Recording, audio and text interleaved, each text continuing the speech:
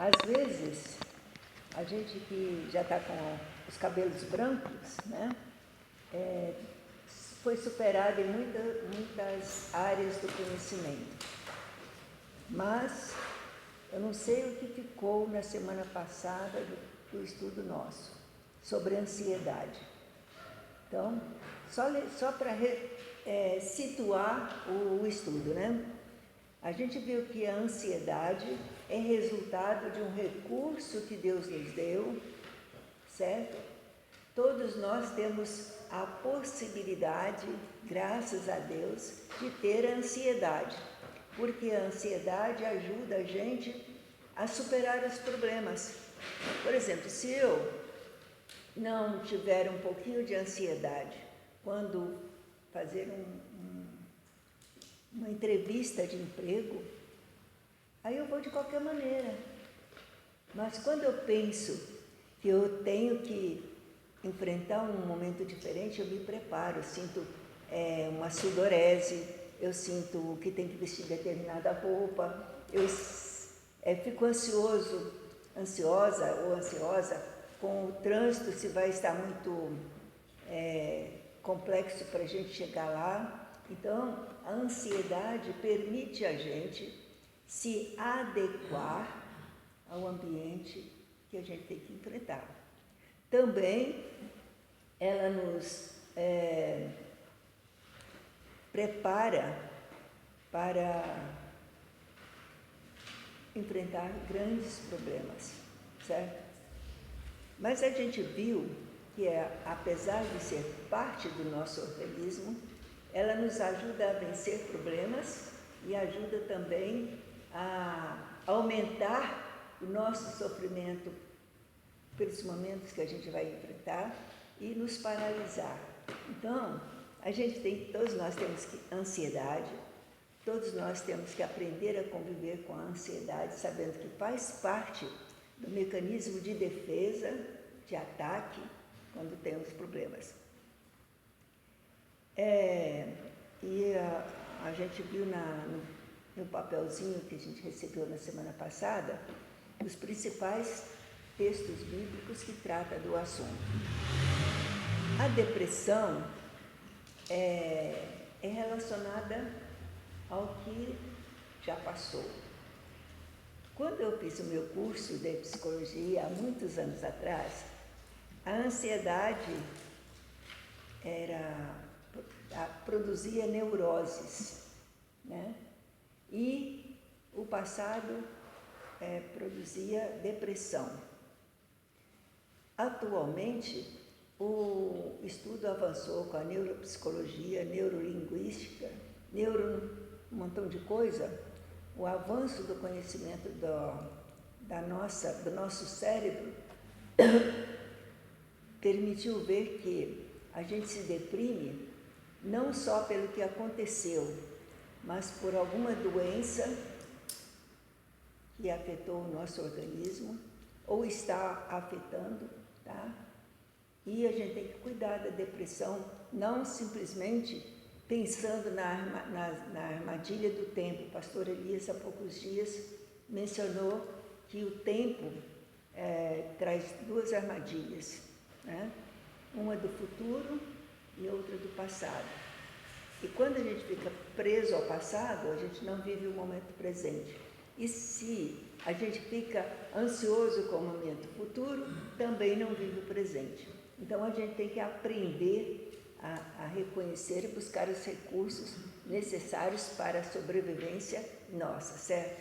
Então, se alguém fica deprimido, teve um AVC, uma doença interna hormonal qualquer, que eu não entendo muito bem disso, mas precisa, além de avaliar o passado, tem que também procurar recursos da medicina, porque tem muitos recursos, tá bom?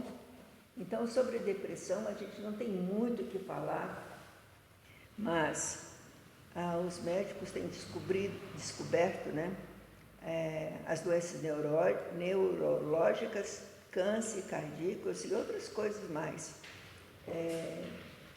que podem trazer depressão. E deve ser tratada por médicos e psiquiatras, tá certo? Até aí, correto? O nosso terceiro tema é sobre o luto. Na folhinha que eu entreguei aos irmãos, a gente adaptando um desenho que tinha no outro programa nosso, ele ficou muito mal feito. Então, hoje vocês receberam essa nova folha para ficar bem claro o que é um luto, como é que a gente sai do luto, tá? Eu gosto de pensar no luto não só diante da morte. Às vezes você tem uma camisa de seda, por exemplo, uma roupa que não pode ser usada a ferro quente, não é para ser passada. Aí você, no lavar, no guardar, ela ficou amassada, a gente pega e vai passar rapidamente. O que pode acontecer com uma camisa, uma blusa ou uma saia que não pode ser passada e você não avalia a temperatura do ferro e bota em cima da roupa? As donas de casa que já vivenciaram alguma coisa assim? Já.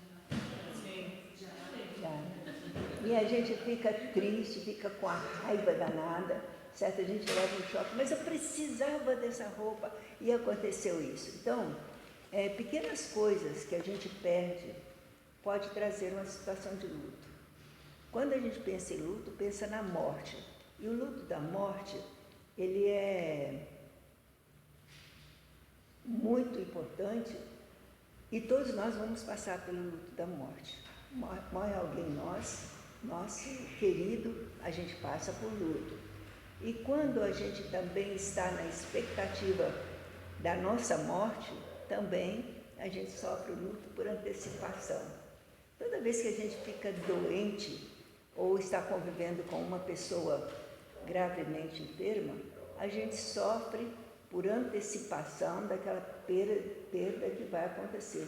A morte é uma coisa que ela vai acontecer com todos nós e com nossos amigos, familiares. Depois que a gente morre, não sofre mais. Mas até a gente morrer, a gente sofre muito com as perdas que a gente tem. Correto até aí? Vamos ver então como é que funciona. Qual a primeira reação que a gente tem? Choque. A primeira reação que a gente tem é choque. Seja lá o feijão queimou. Você está preparando o almoço, botou o feijão para cozinhar e de repente a panela não funcionou direito e de repente você sente aquele cheiro de feijão queimado. Comigo de vez em quando acontece isso. A gente fica desesperado. Mas não é possível, por que eu não cuidei desse feijão? Por que eu não cuidei disso ou daquilo? Ou botei, há poucos dias aconteceu que eu tinha feito arroz e botei para aquecer. E esqueci que ele estava aquecendo e era o arroz para toda a nossa família no almoço. Na hora que a gente foi servir, bem, eu e a Irene, que sabíamos o que tinha acontecido, a gente ficou sem comer arroz, né, Irene, naquele dia. Foi farinha. Então, acontece isso com todos nós, diante de uma perda, tá? Então, qualquer perda pode trazer problemas para nós. E a gente tem que sair dessa coisa de perda. Eu tenho ajudado uma pessoa e eu demorei a entender o que havia, o que estava por trás de tudo, né? Até que um dia eu me lembrei desse desenho. Eu falei assim, uma perda pode levar a isso. Aí eu comecei a analisar as perdas que a pessoa que eu estou ajudando sofreu durante o decorrer da vida. Perdeu o pai, mãe com Alzheimer, perdeu a economia, perdeu amigos. Resultado, maltrata a mulher porque ele sofreu. Alguém é responsável, né? Então, a primeira coisa que acontece quando a gente perde, acompanha aí, tem uma setinha. notícia da morte de um ente querido. Vamos supor isso. Tá? Mas pode ser qualquer outra coisa. Vamos pensar nessa qualquer outra coisa. A gente tem um choque. As pessoas que trabalham com investimento de dinheiro têm que aprender esse ciclo aqui, porque na mesma hora que você está lá em cima, pode acontecer de cair. Um bom emprego. Hoje eu estava conversando com uma senhora e ela falou assim, eu me casei, meu marido ganhava muito bem e eu vivi confortavelmente até o dia que ele perdeu o emprego depois de 25 anos de trabalho. E ela entrou em choque. Agora, os irmãos não imaginam, ela está distribuindo folheto na rua para trazer comida para casa. E ela falou assim, o folheto é anunciando um trabalho que é feito por telefone para ajudar as pessoas. E ela falou assim, está tão difícil, Iracema, porque é época de política, quando a gente vai com folheto, a pessoa já empurra, não quer saber de nada. E eles são treinados para entregar o folheto, ver se a pessoa tem problema, anunciar o trabalho que é feito por telefone. Ela falou assim, Iracema, eu estou sofrendo muito. Estou aprendendo agora a conversar, estou aprendendo a ganhar um dinheirinho para trazer para casa. E eu pensei naquelas pessoas que entregam folheto na rua, né? Como é difícil, parece simples, mas é muito difícil. Porque eu, né, pelo menos, eu não olho assim de longe. Se for de dentista, eu já não pego, eu não preciso mais de dentista, certo? Se é roupa também, eu não pego. Então a gente já fica de alerta, olha de longe, já passa de longe para não ter que falar, não, obrigado. Né? Então, a notícia dessa senhora que eu atendi hoje foi de perda do trabalho do marido, com 2 filhos universitários. E ela falou assim, a gente está passando mal. E a minha pastora arranjou esse trabalho para mim, e para mim está sendo muito difícil fazer. Imagine só. Ela está em estado de choque. E ela pensa, por que a gente perde um emprego? Algumas pessoas perdem emprego e pode ser melhor para ela, porque pode arranjar um outro emprego melhor. Mas, de repente, você perde o emprego, você leva um choque, tá? E vem a segunda fase, que é a negação. Mas não é possível, fulano morreu, tão jovem, tão bem cuidado, no auge da sua carreira profissional. Então, a negação daquele fato, pensando na morte, que é a perda maior, tá?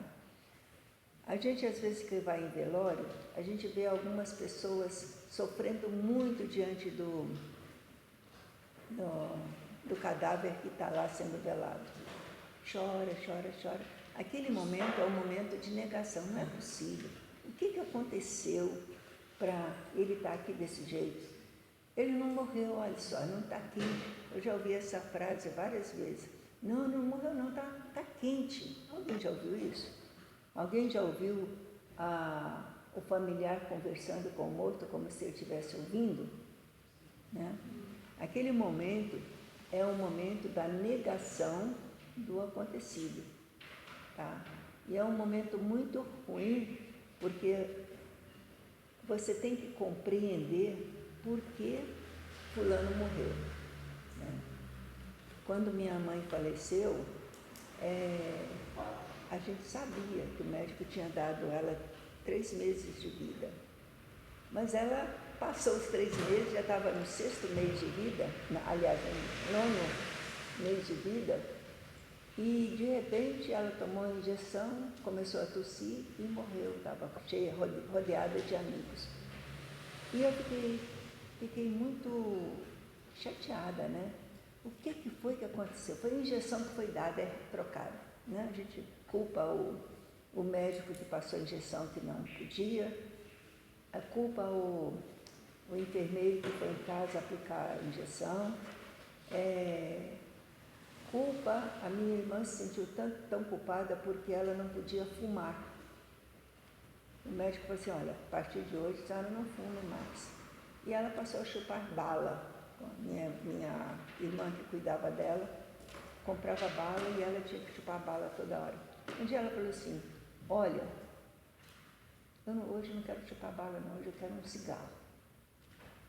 E a minha irmã, muito decidida, falou assim, a senhora não pode fumar. Agora, se a senhora quer fumar, saiba que vai morrer logo. Só que depois, logo em seguida, poucos dias depois, a minha mãe faleceu. Resultado, ela ficou se sentindo tão culpada, ninguém culpou ela, né? Mas ela se culpou e se jogou de frente a uma linha de trem para morrer. Felizmente alguém viu que aquilo ia acontecer e tirou ela daquela situação. Essa revolta, todos nós passamos, querendo culpar quem foi que fez, por que aconteceu. E papapá, a gente vem fazendo várias perguntas. No final, quem é o culpado de tudo? Quem é o culpado de tudo? Me respondam, por favor. Quem é o culpado?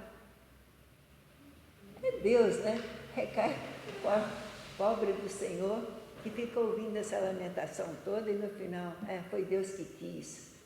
Deus, às vezes ele estava no projeto de Adirene, das nossas vidas a morte, mas ele não quer que a gente morra porque fumou, porque bebeu, porque fez isso, fez aquilo outro. Às vezes a gente procura a morte e essa revolta sobra para quem ficou. O luto, então, traz uma revolta muito grande. Primeiro, o choque. Segundo, a negação, a gente não quer aceitar que perdeu. E a revolta, quem é o culpado? As pessoas ficam, a gente que trabalha em saúde mental, é muito, muito claro isso. Chega um ponto que a gente, às vezes, não consegue mais, percebe que não dá mais para trabalhar. Lá em Ebenezer aconteceu uma coisa interessante. Uma mulher, cujo marido tinha morrido, ela ficou vivendo com a filha. A filha foi à Baixada Santista, na volta sofreu um acidente e morreu na hora. A mãe não se conformou, não se conformava. E eu, como era esposa de pastor, eu ia cumprimentar e ela vinha sempre com a mesma lamentação da morte da filha e não queria aceitar, não queria esquecer aquilo. E aí as irmãs começaram a falar assim, é só você para aguentar mesmo, porque eu podia estar com a roda enorme de pessoas, ia saindo um por um e eu ficava sozinha com ela. Essa senhora, ela não saiu desse quadro da revolta para a depressão. E, por incrível que pareça, talvez vocês um dia podem vivenciar isso, ela convidou dois pedreiros para fazer uma pintura lá na casa dela. E ela tinha o quarto da moça fechadinho, mantido da forma como a filha sempre gostou. E um dos pedreiros achou que... E ela não deixou abrir aquela porta, ninguém podia abrir. Consertaram a casa toda, mas naquele quarto ninguém entrava. O pedreiro achou que ali estava o ouro daquela senhora. Num domingo de manhã, ele foi lá, deixou umas ferramentas de propósito na casa e foi lá tirar as ferramentas. Aí ela abriu a porta, as ferramentas estão aí na cozinha, está guardada aí, você pode pegar. Ela sozinha na casa, ele falou assim, mas eu não quero pegar só a ferramenta, eu quero que a senhora abra a casa, abre esse quarto. Eu disse, esse quarto não abre. Esse quarto não abre. Resultado, ele botou um saco de plástico na cabeça dela e matou na hora. Quando terminou o culto, já estava horroroso que aquela irmã havia morrido. Por quê? Porque ela, revoltada com a vida, com a solidão dela, ela entrou num quadro de depressão tal que não saiu mais. Então, na depressão se vivencia tristeza, desânimo e culpa, certo? Na negação, a recusa em aceitar a perda. Na revolta, a hostilidade, a agressividade e a agitação. A pessoa fica agitada. Na depressão, ela percebe que não adianta mais ficar agitada, percebe que a raiva dela, que ela descarrega em alguém, também não faz sentido. Também não pode ficar com raiva de Deus, entra nesse quadro de depressão, certo? Quando a gente estava em Queimados, havia uma senhora que o pastor já mencionou em pregação aqui. Ela ficou muito deprimida e começou a tomar remédio, começou a melhorar a depressão. Mas quando foi o mês, completava 1 ano que a filha tinha morrido, ela parou de tomar o remédio, os remédios que ela tomava para depressão. E resultado, veio o quadro, e ela falou para o pastor Elias, né? Eu não posso ficar alegre neste mês, porque é o mês do aniversário da morte da minha filha. Bem, a gente não pode viver a depressão a vida inteira, ainda mais agora, né? Que a gente sabe que umas bolinhas podem mudar todo o nosso humor, né? Então a gente entra para o quadro de aceitação. O que é esse quadro de aceitação? Compreensão intelectual do problema. A morte, a gente tem que aprender que todos nós vamos morrer, um dia ou outro, tá? Todos nós vamos morrer. Todos os nossos amigos podem morrer e a gente presenciar. Um familiar pode morrer e a gente presenciar aquela morte. Então, a compreensão intelectual da perda é muito importante.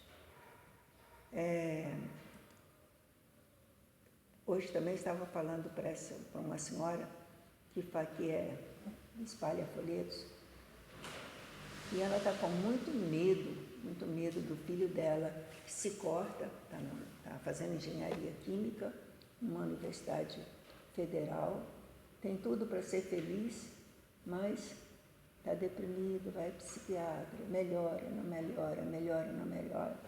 E ela tem medo do suicídio. Você não pode sofrer por antecipação. Não pode ficar. Aí ela falou assim, nossa, Iracema, eu nunca tinha pensado nisso. A vida é deles, eu não posso decidir o que ele vai fazer, quando vai fazer, por que vai fazer. Pode haver um corte tal que ele morra e eu não vou estar perto. Eu disse, pois é. Aí eu dei o exemplo da minha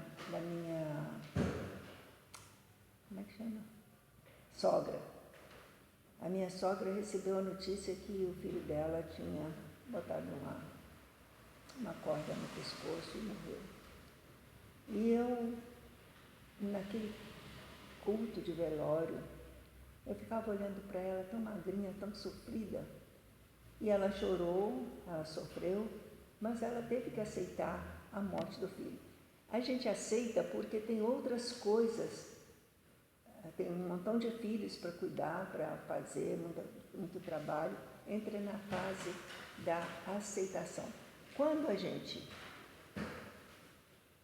aceita, então a gente dá um salto e vai viver a vida adaptado ao mundo que a gente tem que viver, certo? A adaptação significa que a gente venceu o luto. Se a gente não sair dessa adaptação, você vai ficar num ciclo vicioso, né? Ciclo que não sai dele e fica com a doença crônica do luto. E as pessoas que estão ao nosso redor é que vão sofrer. E você não sai daquele quadro de doença. Tá certo? Você quer ficar aí? Vamos ver como é que a gente supera. Primeiro, para superação do luto é necessário usar os recursos biológicos. Eu sempre brincava lá em casa que quando eu morrer, se tiver velório, vai ter uma canja bem gostosa de galinha, né? E a Irene já decidiu, vai ser pé de galinha ou vai ser peito, né? Porque um é mais barato, outro é mais caro, né? Assim, eu quero peito, uma sopa bem recheada. Parece estranho, mas a irmã Solange fez uma coisa muito importante aqui, na morte do pai. Você lembra, Solange?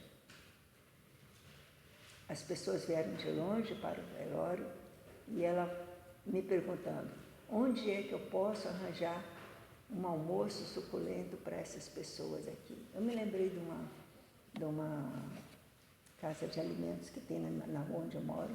Ela foi lá, contratou, eles vieram aqui, trouxeram aqueles panelões de comida, as pessoas vivenciaram o luto, mas também eles usaram os recursos biológicos que é necessário.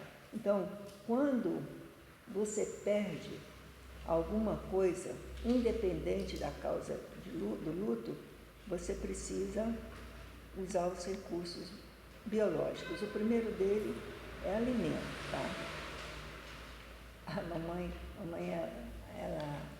ela tinha alguns ditados que enriqueceram a minha vida, né? Porque ela brigava muito com meu pai, eles brigavam muito, mas ela nunca deixava de comer. E eu olhava assim, né, via a mamãe comendo com vontade, e ela falou assim, minha filha, mal com o patrão, bem com o caldeirão. Lembrem disso, tá? Por que a gente precisa usar o recurso da alimentação? A gente perde a fome? Perde.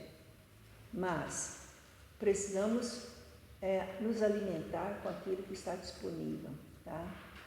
Não podemos descuidar desse cuidado, porque a gente precisa de força para enfrentar os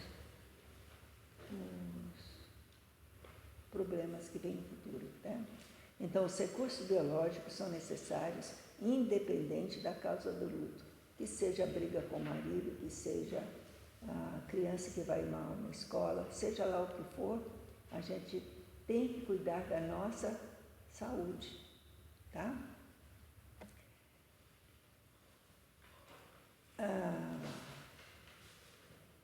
Nesse recurso da alimentação, a gente vai ver na história do Elias, quando ele ficou chateado, porque os profetas de Baal, teve aquela luta grande com Jezabel, e ele achou que só ele que servia a Deus, ele fugiu para ficar numa caverna. Aí ficou lá meditando na morte, que fazer, que eu não quero fazer. E ele viveu várias experiências procurando Deus, não encontrava Deus. Aí apareceu a comida para ele. E o anjo falou para ele, a pessoa que trouxe a comida, levante-se, coma, pois a sua viagem será muito longa. Ele tinha que ir para outra cidade, fazer um montão de coisas. Os irmãos em casa podem ler a história de Eliseu, tá? É 1 Reis 19, de 5 a 8. Termina com essa recomendação: coma e vá resolver os problemas que você tem que resolver. A vida acabou para aquele que foi perdido, mas tem coisas a fazer.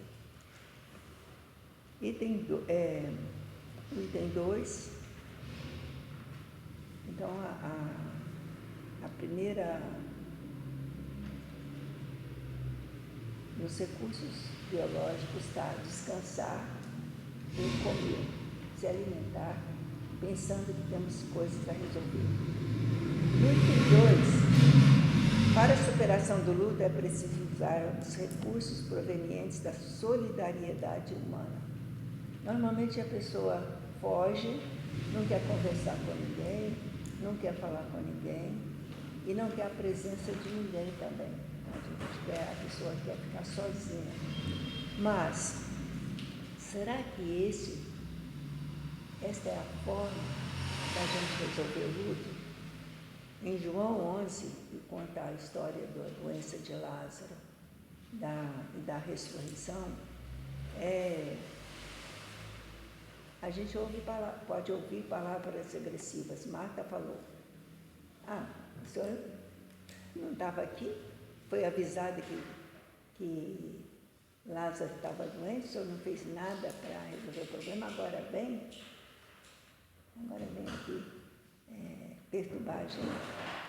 Mas, se a gente ler o texto todo, vai ver que Jesus era essencial naquela experiência da superação do luto, como é que era o nome mesmo? Do Lázaro. Vocês me desculpem, mas minha mente falha. Naquela situação, vem o segundo item.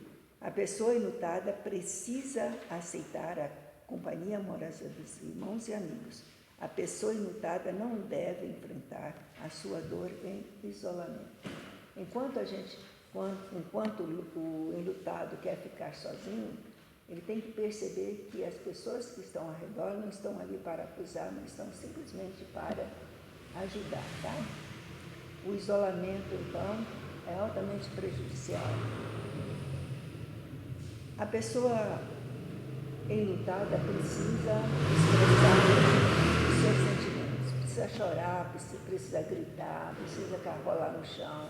Seja lá como ela está expressando a sua dor, a gente não deve barrar. E nem ficar envergonhado se a gente procede assim também. Porque na experiência de Marta e Maria, elas choraram muito. Os amigos estavam ali chorando também, ninguém falava nada. Jesus chegou e falou: tudo isso está acontecendo porque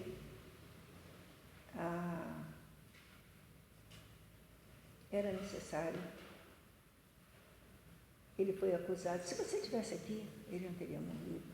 Se você tivesse dado a água, né? A água que quando a pessoa não bebe água, o cuidador tem que botar uma colherinha de água, ou às vezes até só molhar um algodão e passar nos lábios porque ressecam. Então a gente acusa os nossos cuidadores e a gente tem que se a gente viver isso, a gente tem que suportar a queixa. Aconteceu mesmo isso? Pronto. 3. Para superação do luto é preciso usar os recursos provenientes de nós mesmos. Aí eu conto a história de Davi, quando ficou orando e jejuando pelo filho que estava doente. É normal? É normal. Davi sofreu pela doença do filho, pela morte, E aí trouxeram a notícia, ele morreu. O que Davi fez? Parou de jejumar, foi comer, foi tomar banho, foi se cuidar. E ele responde. Aí os outros criticaram, porque eu tive um líder na igreja, ele gostava muito da esposa, era fiel e tudo mais, mas mal a mulher morreu, ele arranjou outra irmãzinha lá da igreja que era viúva e casou com ela, foi cuidar da vida dela, José Duarte, você lembra? Aí as pessoas, todo mundo falando, puxa, mas nem o corpo se desfez lá, já está casado, eu sei que tem. Por quê?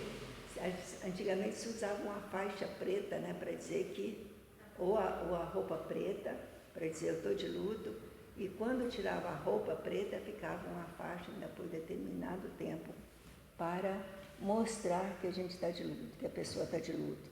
Mas Davi responde, poderei eu trazê-la de volta à vida? Morreu? Não tem como. Eu irei até ela, mas ela não voltará para mim.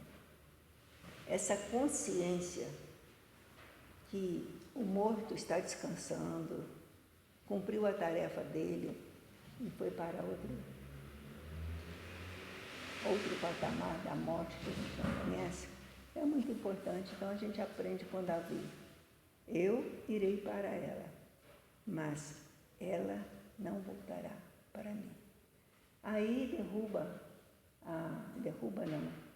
a gente percebe como o Espiritismo erra, porque as pessoas vão lá para receber a notícia de quem já morreu, né? Querem receber.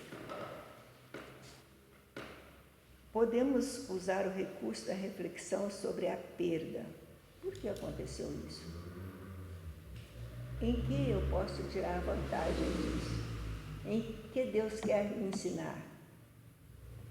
E aí a gente resolve o problema da aceitação com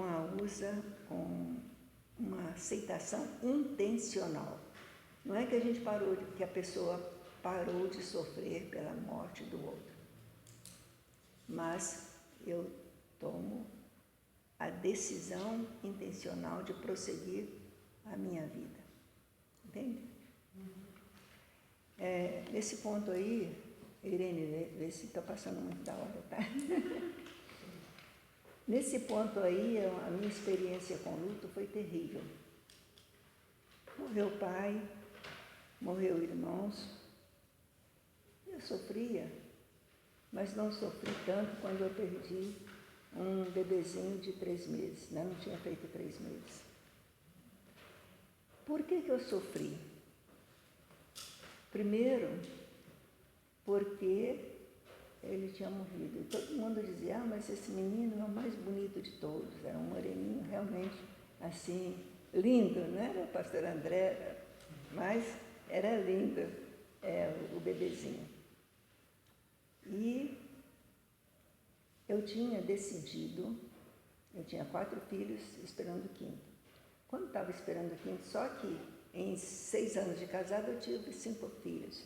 Eu fiquei pensando assim, puxa, se eu continuar imitando a minha mãe, eu vou ter 11 filhos. Se eu for imitar a mãe do pastor Elias, diminui para 10. Mas a carga é pesada.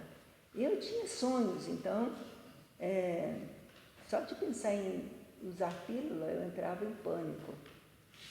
E os bebês vieram sem planejamento, né? Dizem, eu quero agora, tem um berço lindo para receber o bebê. Isso aí estava fora de cogitação. Então eu tomei a decisão, conversei com Elias. Eu quero fazer ligação de trompas. E ele falou assim, é problema seu, se você quer, problema seu. Aí eu tomei a decisão, procurei a irmã que podia me encaminhar para o hospital e ligaram a minha trompa, inventaram lá, era hospital público, né? inventaram que eu tinha tido descolamento de placenta. Eu nem sabia o que era isso. Aí o acadêmico chegou, nossa, como a senhora está bem, apesar do deslocamento de placenta, né? Eu não sabia o que era, assim, mas eu estava com toda a minha saúde, o médico aceitou fazer a minha ligação de trompas. Aí, 3 meses depois, veio o neném, aparentemente saudável, mas lá no hospital ele apanhou uma infecção que não tinha jeito. Eu chego em casa, 1 mês depois ele começa a chorar, começou a emagrecer e acabou com a morte, acabou morrendo. Só que a essa altura eu já estava na faculdade e para ir eu tinha que passar em frente ao cemitério onde ele estava, foi enterrado. Gente, eu não podia passar ali. Quando eu via que eu estava me aproximando daquele local, de ônibus ou de trem, as lágrimas desciam. Se eu ouvia uma sirene transportando o doente, as lágrimas vinham. E eu nem podia falar com ninguém que eu vivia aquilo, né? Aí inventei vou resolver esse problema agora adotando crianças. Gente, é uma solução péssima você ter esse objetivo de adotar uma criança ou ficar numa nova gravidez para substituir aquele que foi. Primeiro, que eu não podia substituir através de mim. Segundo, a adoção iria trazer muitos problemas. Então, tive que aguentar, né? Até que um dia, eu fui atender uma criança e a criança tinha ficado doente. Ela pegou a depressão, hospitalite crônica, né?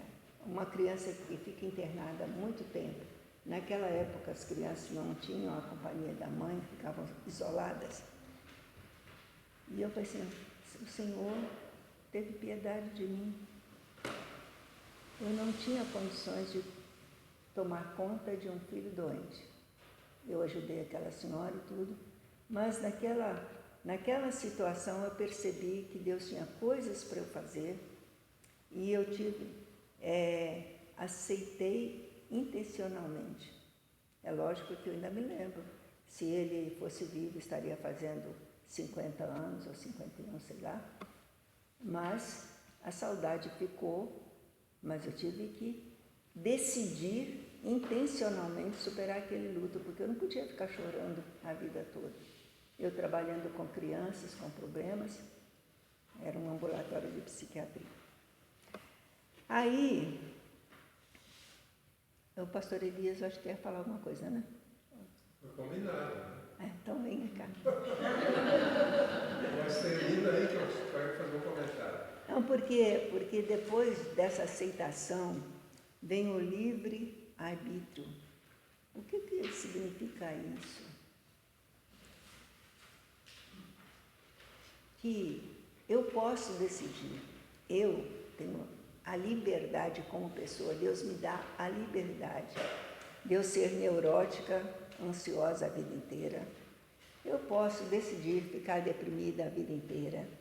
Eu posso decidir ficar de luto a vida inteira.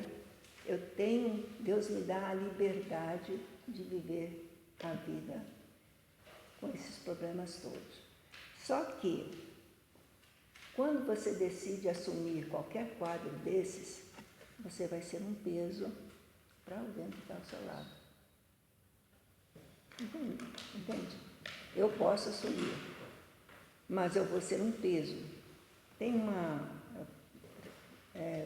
Ouvi várias pessoas que entraram nesse quadro aí não queriam sair, não querem sair. Porque vencer esses quadros de ansiedade, de depressão, do luto, custa muito trabalho. Viver não é fácil. Viver, já dizia o poeta, é luta renhida. Viver é lutar. Então, você sair todo dia para trabalhar, você cuidar da sua casa, cuidar da sua vida, é um problema. É um problema. É viver sem gastar dinheiro para pagar o INSS, outro problema. Outro problema. Porque alguém vai precisar dos seus recursos para sobreviver, né? E um dia esse que dá os recursos é uma coisa interessante. Muitos filhos resolvem ficar cuidando dos pais. É o arrimo da família. Aí, esse arrimo normalmente tem uma pensão. Só que quando o cuidado, o que necessita cuidado, morre, a pensão vai embora com ele, acaba. E quem não cuidou da sua própria sobrevivência vai passar muito mal. Então, o trabalho, o viver, que é luta, mas é também a nossa cura e é o cuidado pessoal. Pastor Elias, termina.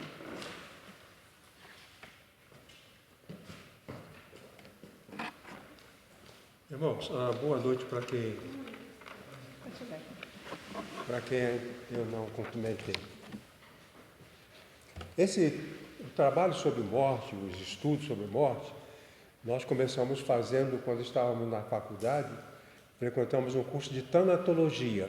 Thanatos é morte, em grego. Tanatologia é o estudo da morte, a compreensão da morte. Preparamos o trabalho, demos aula na faculdade teológica sobre essa questão e transmitimos, lembramos as pessoas certas coisas que são importantes. Quero sugerir que os irmãos considerem esse gráfico. O gráfico é esse desenho aí com essas setas, né? O luto é esse processo chamado trabalho de luto, como trabalho de parto. Começou, tem que ter um desfecho. Entrou em trabalho de parto, tem que ter um desfecho. Então, nós entramos em trabalho de luto, né?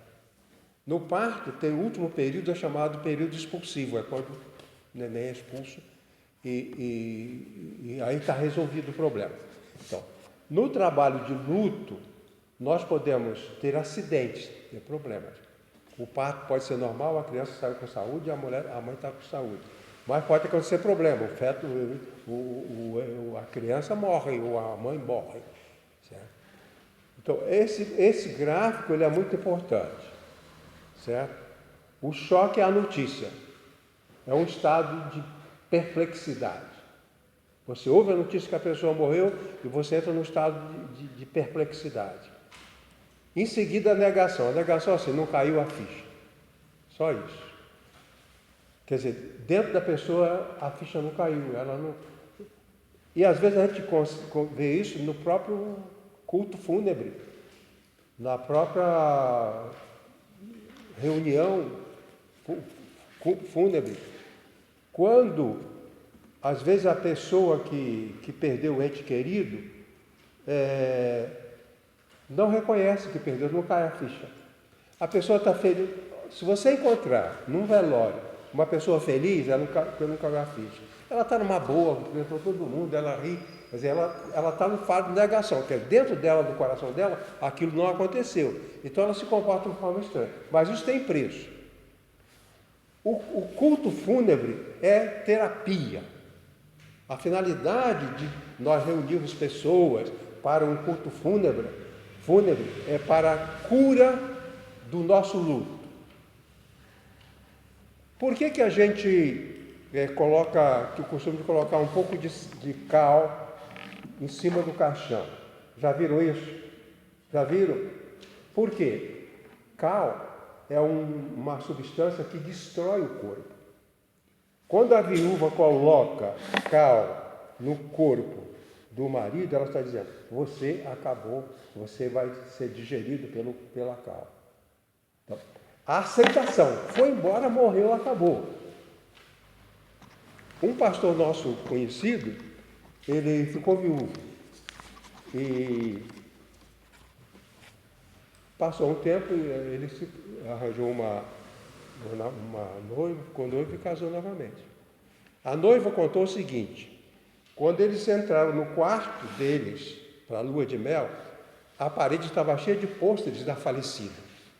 Imagina, você casou, vai para lá, e a falecida assim olhando.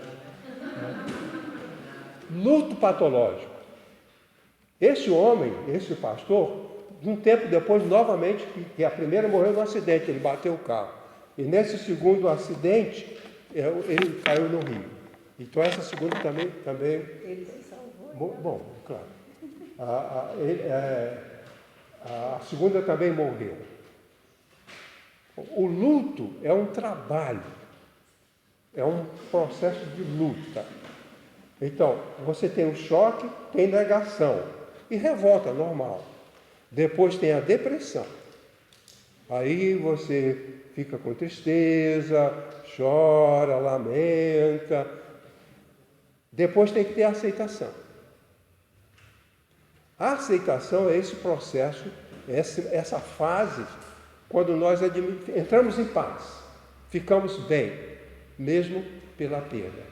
O processo do luto faz com que, pela aceitação, nós aceitamos e ficamos em paz, tranquilos. Nós paramos de guerrear contra aquele evento, nós assimilamos. Aí vem a adaptação. Se a pessoa fez choque, negação, depressão, choque, negação, depressão, fica círculo vicioso. Esse chamado luto patológico. A pessoa adoece. O luto patológico. Quando a pessoa tem um choque, negação, revolta, depressão, adaptação, se adaptou. Adaptação é um mecanismo de sobrevivência. Os seres vivos se adaptam. Eles têm que se adaptar às situações que acontecem. Então, a superação do luto vem com a adaptação. A viúva que se adaptou, ela pode casar de novo, porque o marido virou pó, virou cinza, virou osso, sumiu. A viúva não pode se considerar casada, não tem marido. Aquele imbecil daquele pastor que tinha lá na Vila Mariana, que proibia os viúvos de casarem para reatar o casamento no céu. Isso heresia é uma palhaçada. Entendeu? Paulo falou assim: quero que as viúvas se casem. Se ela fica prisioneira, ela vai ficar doente, vai ter uma série de problemas na saúde dela. Porque ela está prisioneira de um processo, como a mulher que nunca está em dor de parto e o bebê nunca nasce. Então, esse é o método, o processo que a gente tem que aprender e cada um se preparar. Não adianta negar, não adianta ficar revoltado, a depressão só adoece, mas a aceitação. É o que Davi fez. Perguntaram: mas peraí, seu filho morreu e você está tranquilo? Ele disse: quando ele estava vivo, eu me humilhava, eu jejuava, eu orava, para ver se Deus me ouvia. Agora que ele partiu, eu vou viver vida normal. Fez a barba, comeu, tomou banho, botou perfume. Porque não adianta padecer pelo que já morreu. Já foi, já morreu. Eu já perdi pessoas queridas, muitas pessoas queridas. E eu aprendi que esse processo tem que ser vivido. Eu, quando fui ver os ossos do meu pai, foram retirados para colocar na urna. Eu olhei os ossos do meu pai e senti alívio. Ele não está mais. Eu estou sem ele. Esse é o processo que nós temos que seguir. Pois bem, então essa é a minha sugestão. Se alguém tiver uma pergunta, depois pode fazer. Agora, uma palavra sobre a ansiedade. Existe a ansiedade como estado de alerta. Se você está esperando o metrô, você não pode ficar desatento, senão ele passa e vai embora. Você tem que ter uma ansiedade como estado de alerta. Você está ligado. É isso. Se essa ansiedade começa a te atrapalhar, você não tem mais paciência, você está começando a ficar doente. Aí você pode ter uma ansiedade leve ou uma ansiedade mais grave, que pode ter um ataque de pânico, ou pode ter uma depressão grave, de ficar muito doente e ter muitos problemas. O processo de luto modifica o funcionamento do nosso corpo. E já estamos falando bastante de biologia. A pessoa que fica nisso aqui, ela perde imunidade biológica. Ela fica com mais facilidade uma doença do coração, pressão alta, diabetes, pneumonia, porque esse estado não permite que o seu corpo tenha saúde, porque a alma está doente, ela não se adaptou à perda. Com relação a essa ansiedade, a gente aprende de Jonas, o profeta. Ele está no navio, o navio está para afundar e ele está dormindo. Isso é apatia. Quer dizer, não tem uma reação. Diante do perigo, a gente tem uma reação, tem uma resposta. Ele não, está lá. O navio está afundando, eu vou lá e os marinheiros vão lá e sabem. Agora você está dormindo, o navio está afundando.